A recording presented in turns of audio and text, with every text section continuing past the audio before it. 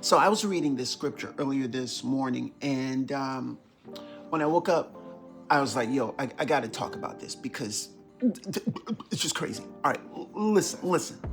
Christ in Luke 4:18.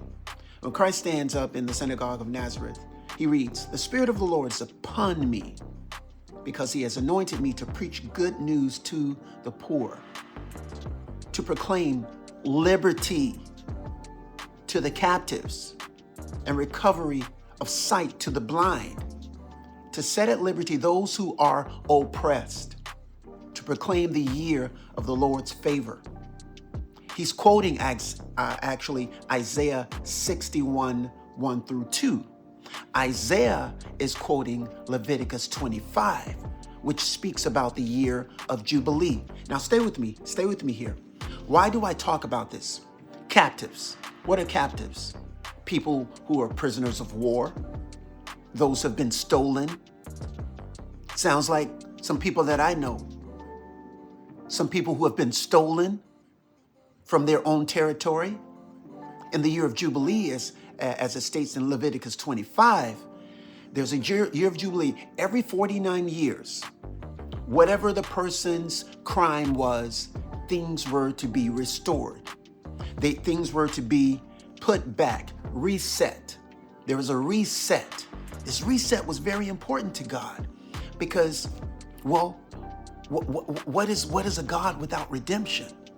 What is a God without seeing that, hey, yeah, I saw you curve this way, even though I have a way prescribed for you, you curved. But what we can do is we can reset. Now you can be on this path again. You can be on this path again. You can be on this path, the way prescribed path again. So what are we saying here? What are we saying for right now? We're saying that captivity is wrong. In fact, captivity is a sin. The Torah and the prophets' captivity of the visible signs of broken covenant meant oppression. But Christ himself talks about the machinery behind captivity and behind blindness. See, we generally thinking about the blindness, we're thinking about physical blindness. Now, Christ did heal people of blindness, but he was also speaking of the mental blindness. It actually, in the Hebrew, it talks about smoke being covered over the eyes. If smoke is in your eyes, peeps, what happens? You generally close them. Or you wait until you pass through the smoke and you open them back again. Because what? Smoke darkens the eyes. What has been happening to us? People have been lying to us and making us think that blindness, the smoke that's over our eyes, calling something righteous that's not righteous, calling people who are racist saints. Well, that's smoke in your eyes. You can't lie to me, be pissing on me and telling me that it's rain. Nah, scripture's already told me that I ain't supposed to hear that. Why? Because Christ said, you remember the fig tree? He was trying to eat from it. And he was like, man, I'm starving right now. The fig tree was not producing. So he said, you're cursed because you didn't produce when you were supposed to produce. Now, what happens on the flip side when people are telling you to accept the sin that they're putting on you as righteousness? You can't accept that, because if you accept that, then you become part of it.